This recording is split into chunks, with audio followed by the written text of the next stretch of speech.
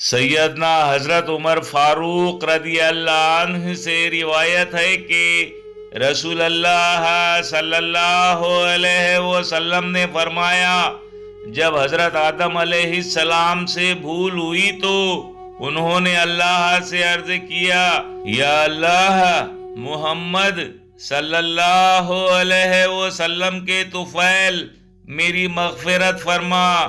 ارشاد ہوا، تم نے محمد صلی اللہ علیہ وسلم کو کیسے پہچانا؟ آدم علیہ السلام نے عرض کیا، یا اللہ، جب تو نے مجھے اپنے دست قدرت سے پیدا فرمایا اور میرے اندر روح پھونکی تو میں نے سر اٹھایا، کیا دیکھتا ہوں کہ عرش کے پایوں پر لکھا ہوا ہے، لا الہ الا اللہ محمد الرسول اللہ۔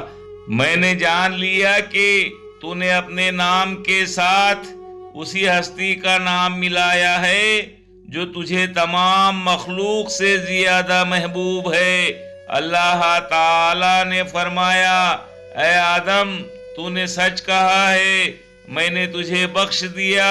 اگر محمد صلی اللہ علیہ وسلم نہ ہوتے تو تجھے پیدا نہ کرتا۔